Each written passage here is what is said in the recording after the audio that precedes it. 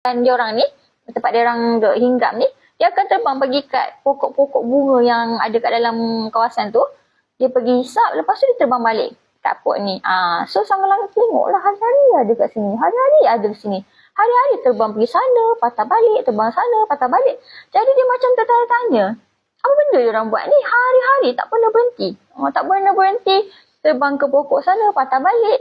Macam tertanya, apa benda dia orang buat hari-hari ni? Macam benda tu macam menyakitkan mata dia tahu. Sebab dia kan seorang pemalas. Dia kan pemalas, bukan seorang dia kan pemalas. Lepak-lepak. Lepas tu dia tengok pula orang tengah dia buat kerja.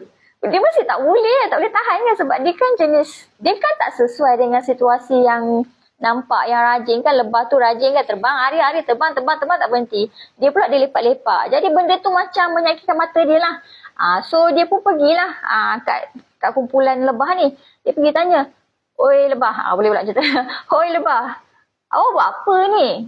Hari-hari saya datang tengok sini, tak berhenti. Kejap pergi kat pokok, terbang sana, patah balik datang sini. Buat apa? Benda." Gitu kan. Lepas tu, lebah tu pun jawab lah, "Aku dengan kawan-kawan aku ni tengah nak buat sarang." Dia nampak lah depan tu. Ada sarang, macam dia nampak lah bola tu kan. And then dia baru perasan, tu sarang rupanya. Jadi dia macam teringat dulu masa dia datang kecil, lepas tu besar. Lepas tu cakap, "Awak nak buat besar mana ni? Sarang ni hari-hari nampak. Besar mana nak buat ni?" Lepas tu cakap lah, "Ya besar lagi lah, nak buat besar lagi." Cakap gitu. Lepas tu sang elang ni pun pelik lah. Kalau ikutkan, lebah punya jangka hayat pendek je tau. Lebah dia tak boleh nak hidup lama. Jangka hayat dia memang pendek. Dia pun cakap lah, "Kenapa nak buat sarang besar-besar? Awak buat besar-besar pun belum tentu lagi awak boleh tinggal dalam tu. Belum lagi awak boleh rasa, belum tentu lagi awak boleh rasa hasil susah payah awak tu. Sebab hari-hari awak bekerja nak besarkan sarang tu." So lebah ni pun macam dia dah faham lah apa maksud elang ni. Dia dah faham dah maksud elang ni.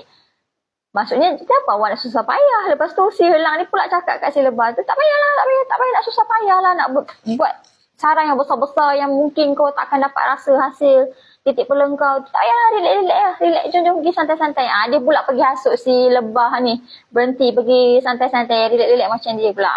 Habis tu lebah faham lah maksud si elang ni. Dia pun cakap lah, "Ya, memang jangka hayat kita orang ni tak macam mana pun, pendek. Kita orang tahu jangka hayat kita orang ni pendek. Dan kita orang pun mungkin takkan rasa duduk dalam sarang tu. Tapi kita orang buat sebab kita orang nak buat untuk generasi kita orang akan datang. Kita nak bagi satu kehidupan yang baik untuk generasi kita orang. Walaupun kita orang tahu kita orang mungkin tak sempat